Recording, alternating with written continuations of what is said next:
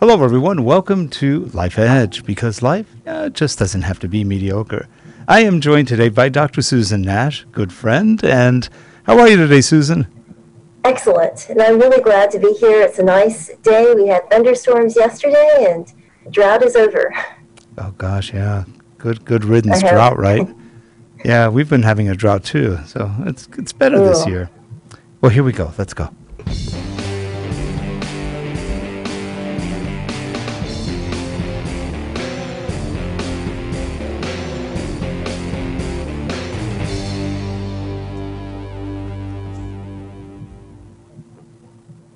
And we are back, and we've got a repeat guest today. Yes, we have Dr. Rob Reynolds, and he is CEO and president of Tel Library. So, Rob, welcome, and tell us a little bit about what you've been doing since you were here last, and a little bit about Tel Library. Sure. Well, I think I finally shed all of my desire to make the huge profit in the for-profit world, and I'm now over on the nonprofit side, trying to probably trade sales impact for actual life impact.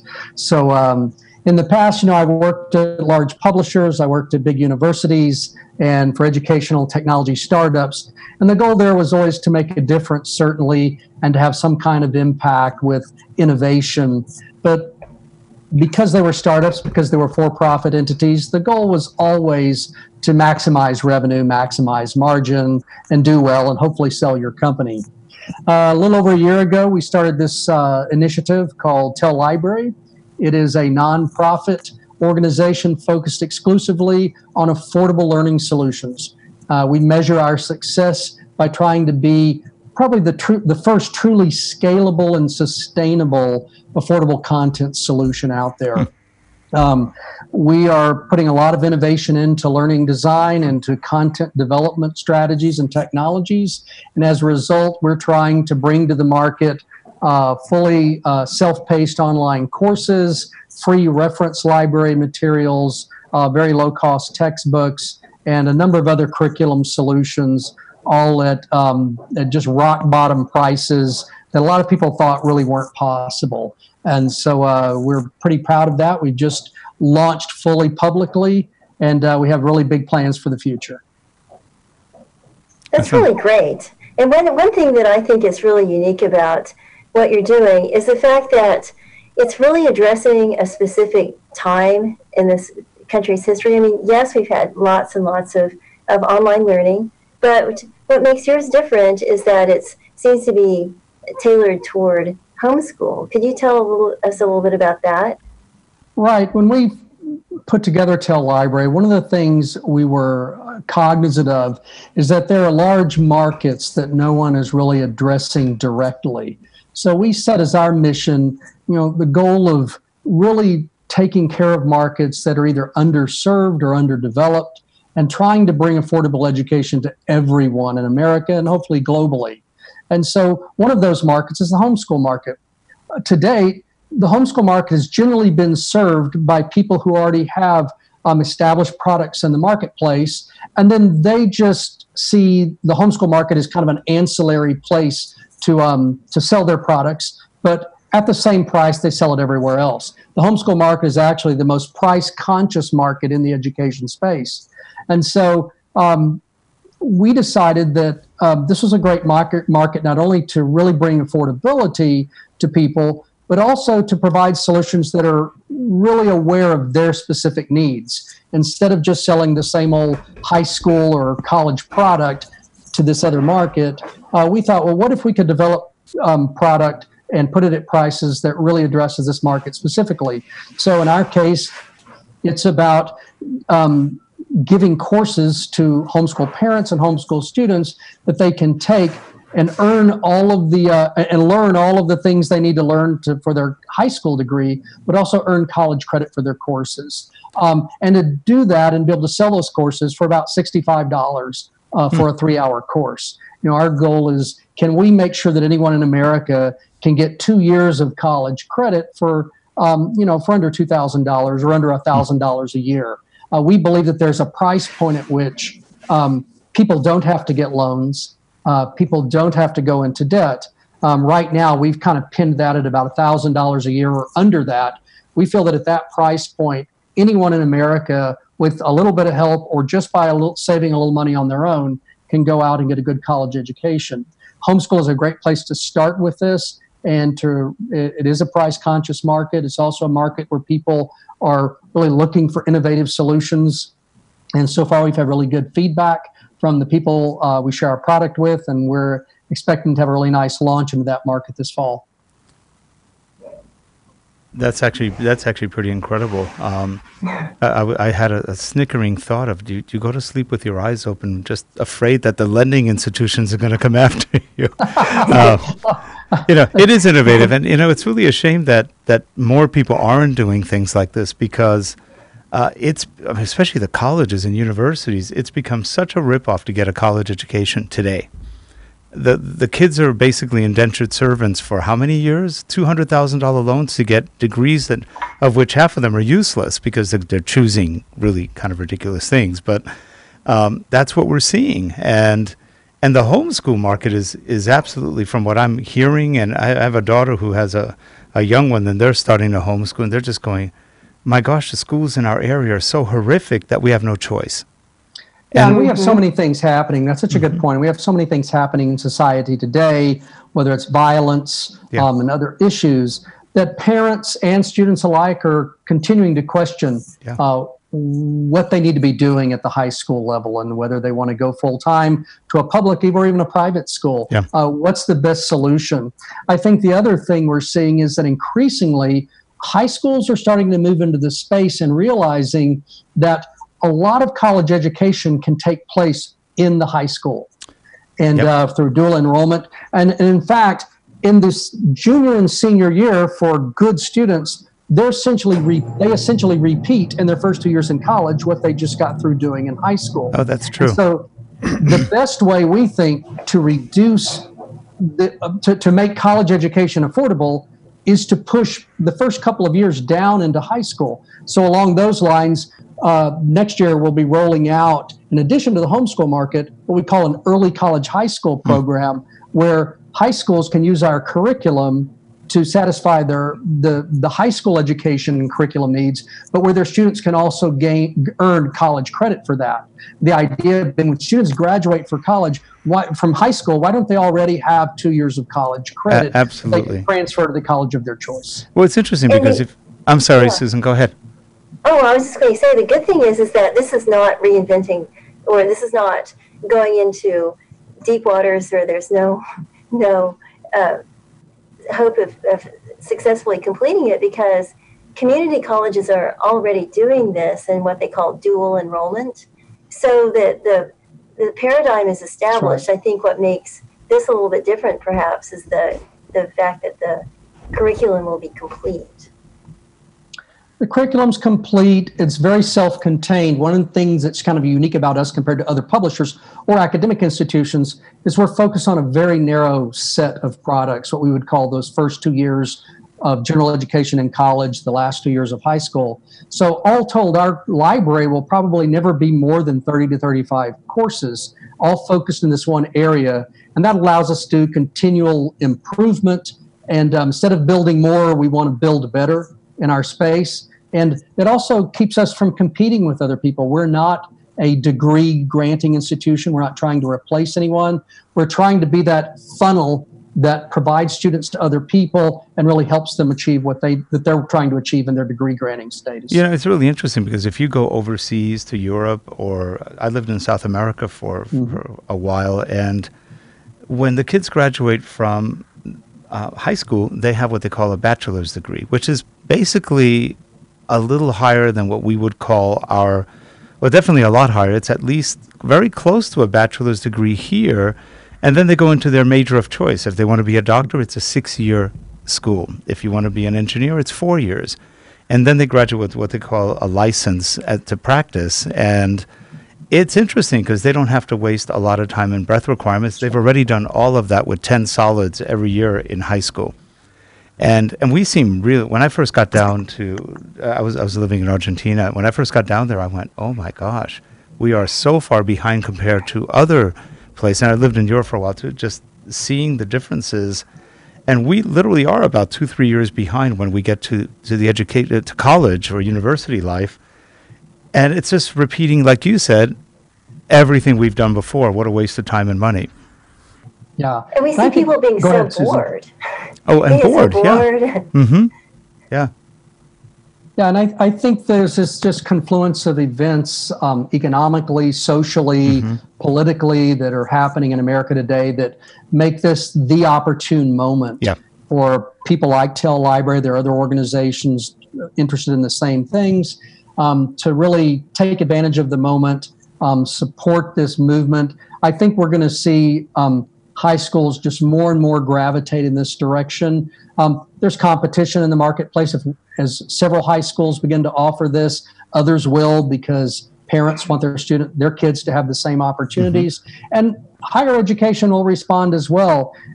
It's one of the most cost difficult things for higher education institutions to do is to support general education. They have to support all of these faculty, all of the adjuncts, all of the infrastructure to support all those first 2 years of courses that are non-major courses. And this would allow them to continue to just really focus in the areas where they have expertise. That's good. And so I think it's a good moment to be here, be doing this. And of course, for us, it's great to be doing it from the perspective we are, that instead of asking, well, how much can we charge for this? We always ask, well, how low can we go? What's if we can't give it away, what's the minimum price we can offer it for and still be sustainable as an organization? I like that we're looking at the courses, and they're so interesting. Can you tell us a little bit about what the courses are and how they're different? Right. Thanks, Susan. We're really proud of what we're doing. So the people who work at Tel Library, we've all had deep and broad and long experience in building online education and building curriculum for courses, for textbooks, et cetera. And one of the things we realized, but there's so much inefficiency in the process. So we spent a good bit of time thinking about, well, how can we do something that's different, that really will make this scalable? So we came up with our concept of stackable lessons. So essentially all of our content is designed like Lego building blocks. We decide on subject areas and courses, and then we break those down into their key concepts. And for each concept, we build a standalone self-contained lesson that is everything you kind of need to know about that thing. These can all be stacked together and put in modules for a course. They can be put together for a badge, for a certificate.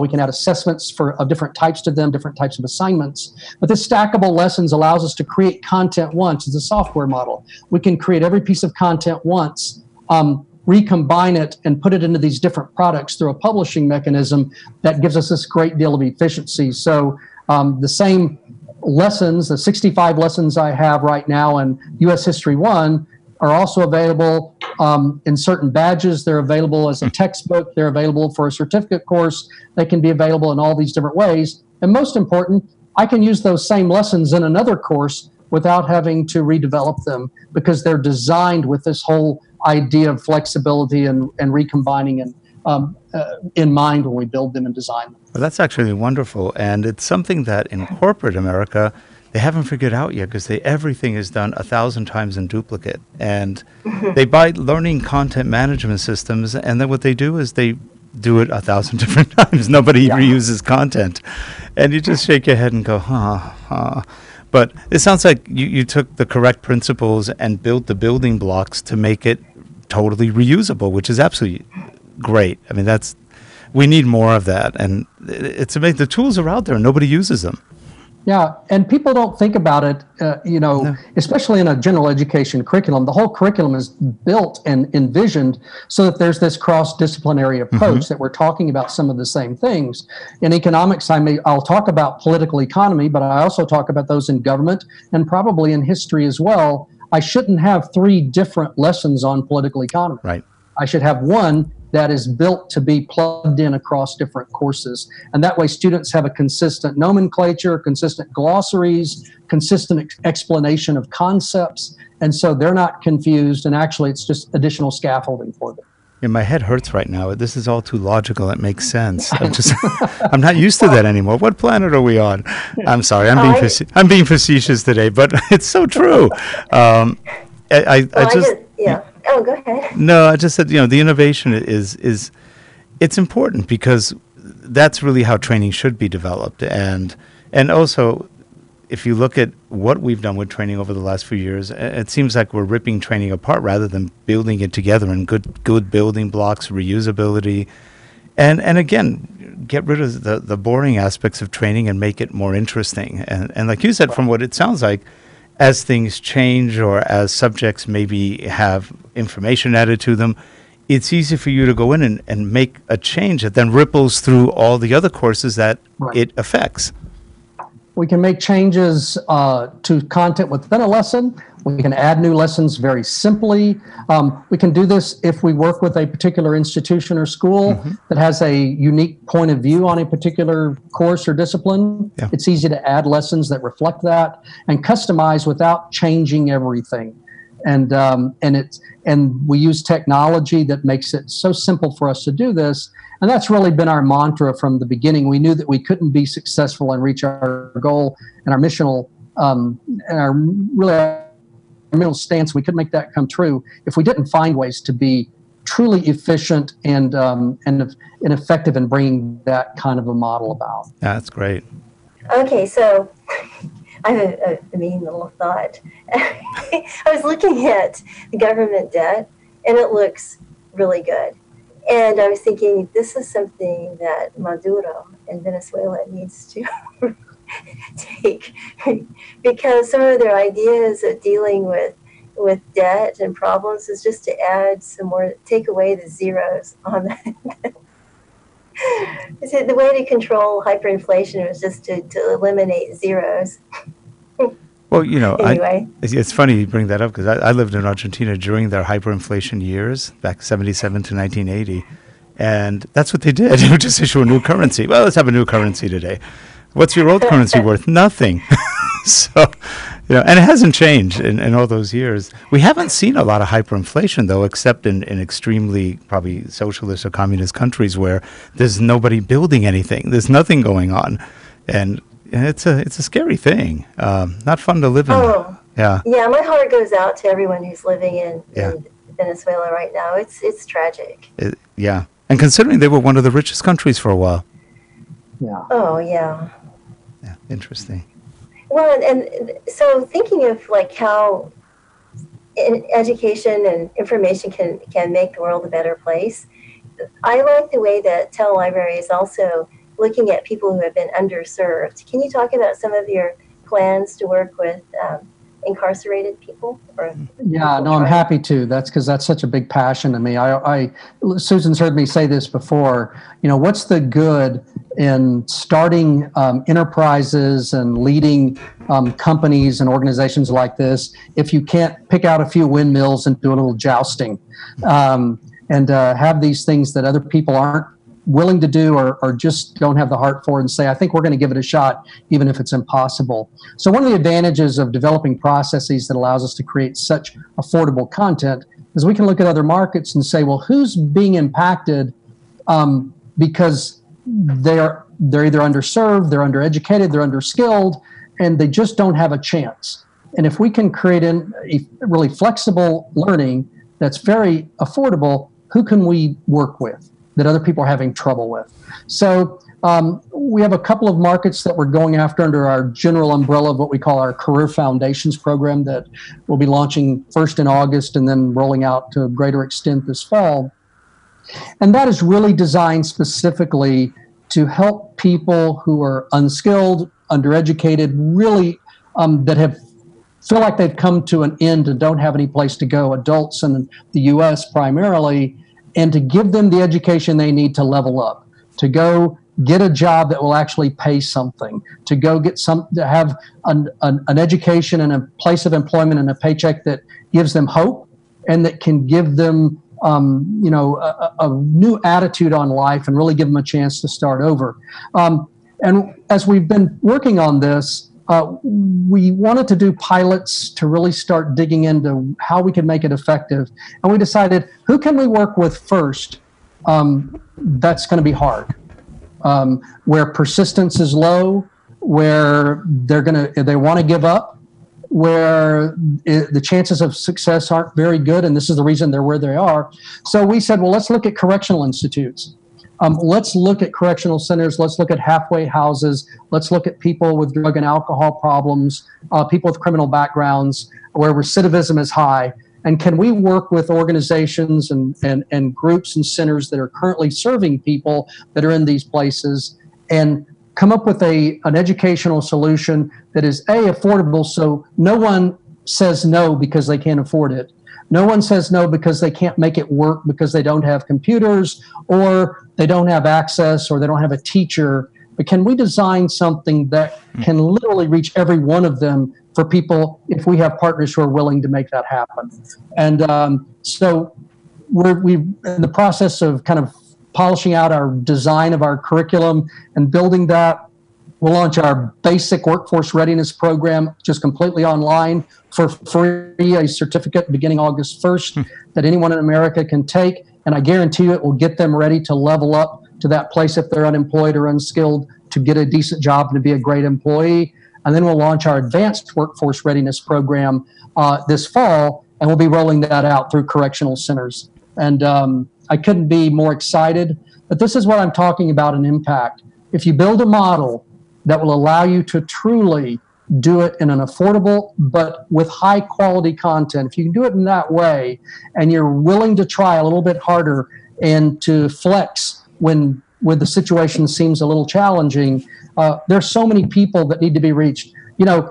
You can take whatever numbers you want. We know that at any given moment in America, there are over 2.2 million in our state and federal prisons. We know that there are a total of over 7 million that are in the system right now actively. Yeah. We know that there are between anybody's count, there are between 20 and 70 million people in America today who are undereducated and underskilled and that are not in jobs that any of us would want. And so somewhere around there, we have 100 million people that need to be helped. And right now, of those 2.2 million people in federal and state prisons, 4,000 of them, only 4,000 are taking any kind of a college education or any kind of serious leveling up education. That's nothing. So we have those people to represent and to help. This is a huge problem in America. And we know some other things. We know that if we can get people to the tipping point, if they can take 1 year of significant education, whether that's college education or serious adult education, and complete it, that they will be very likely to succeed and move up as adults. And you'd be giving them something that most of them, we've done work with the jail system in Los Angeles and the county jail system, and we did what was called jail mental health services. And in many cases, for a lot of the people there, that's the very first time in their lives they've had any mental health services at all. Totally undiagnosed, uncared. Most of it ADHD or ADD. That's terrible. It's absolutely terrible. But a lot of them, and some of them are older too, it just depends, have gone through a lot of recidivism, going back to jail over and over and over again. And finally, they started getting treatments for maybe some of the mental conditions, and it ranged from just about everything. But a lot of it was ADD, ADHD, poor judgment, lack of control. And they said that thanks to that training, they were able to actually stay out of prison and get jobs. That's right. And they haven't talked that much, and they haven't even yet gotten to the point of education in a lot of these prisons. So what you're saying, if a lot of the prisons could do that, one, it would eliminate a lot of the boredom they go through. Two, it would give them something to shoot for that they never really even considered, because they were considered lost, totally lost in the system. So that would be an absolutely wonderful thing to get. And they're actually a pretty good training crowd, because a lot of them don't want to be there. They don't know how they got there, half of them. They don't know how they keep going back. They're in a horrible circle. And most of the jail systems don't really help them get out of that. No. It's just, and the courts don't help either. They're fodder. I mean, it's talking about the Matrix. I mean, they are feeding the system, literally. Yeah. And it's just tragic. And And there really needs to be like a whole set of steps where it goes from jail to different types of bridge jobs. And I think that's one of the things you're working on too, isn't it, Rob? It's like it's a full solution eventually. Right. So the Career Foundations piece is kind of what I call the curriculum piece that we've been working on. But beyond that, we are building what we call our communities of hope. And those are, that's the way we're wanting to connect, as Susan calls it, this full solution and bring in people who are already doing such great work. There's so many, there are service organizations, religious organizations, there are all kinds of people, individual volunteers, independent volunteers. They're doing such great work in these areas. We want to focus on the education piece, but bring these people together to make sure that we're leveraging all of that energy to help people in this marketplace and in these centers, and at the same time then connect them, as Susan talks about, to employers, to have people so that when you get out, if you're in a halfway house or you're now transitioning that and then 2 years from now you're going to get out, that you can confidently say, and I've got a place to go. I will have someone who will hire me because I've done the work. And I think that's what it takes, and a lot of patience. But there are so many people who want this to happen, but they're not specialists in education and they don't know how to do that. So we're hoping that we can plug that piece in and really leverage a lot of the energy that's already there and the great work that people are doing and make something special happen. That's really great. I totally applaud that. I did some work in prison reform in the late 90s when the private prisons and I wasn't in prison. I was matchmaking between different experts and then talking about ways to improve them in Oklahoma and also in South America. And it was just amazing to me that a lot of the difference between being in prison and out is just one helping hand. Yes. Just on the last thing, I know I get on a soapbox about this, but it's something I'm passionate about. But people in America, they tell you, what problem are you trying to solve? What problem are you trying to solve? And they ask that of politicians. I get it as a startup founder, this is what investors want to know.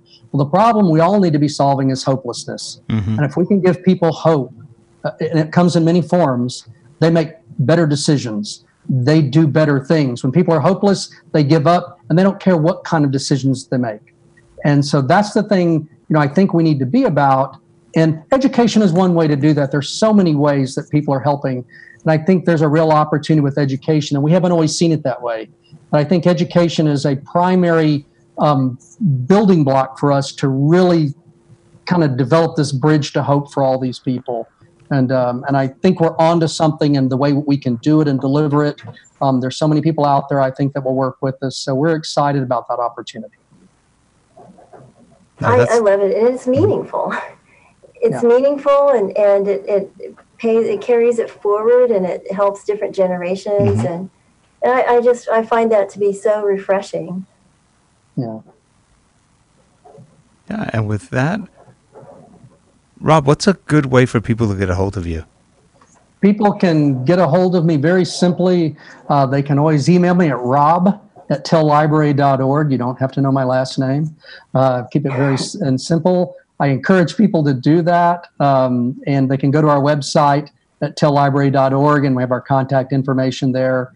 And they can reach out to us through a number of ways from the website. That's great. We'll put that in the show notes at the bottom of the video, so we'll have that available for people.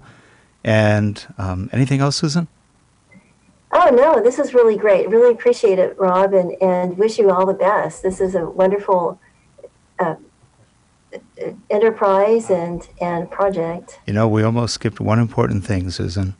Oh, yes, we did. The question. Yes. Okay, Rob, here it is. In your life, what is it that you think has, or you believe has given you an edge?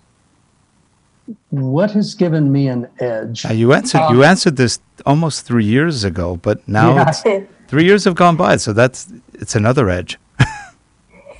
Well, I think the thing that's probably giving me the edge the most is that throughout my life, I was either told that I wasn't suited or well prepared to do certain things. I wasn't a good student or a capable student, that I had a degree in something and I wasn't suited for business. I wasn't suited to be an executive. I didn't really know what I needed to know to do these other things. And that has served me so well, because what it's done over time is realized how artificial most of our definitions are for what make people successful, what make them qualified to do things. And it's made me see everybody else very differently. I hire people differently. I hire mostly people who are not suited to do their jobs because they just do them better. And it really drives me to want to work with people and give them a chance, be like some people gave me along the line, because I know what they're really capable of. And if we'll just do that, they'll go on and be a lot better than we are. That's great. You know, Rob, I think that. we live different lives together. I'm not. I'm glad. We need more of us doing that. Yeah, I heard the same things growing up, and I said, and just went ahead anyway. And yeah, exactly. And I love what you're doing. It's absolutely wonderful. It's good to see innovation happening in areas where all too often you'd think it would happen, but it doesn't. Well, thank you. I appreciate the opportunity to share with you guys. Oh, thank you much, and we wish you great success moving forward. And I'm sure you're going to get it too. Well, I sure hope definitely. so. I believe in it too. Yep.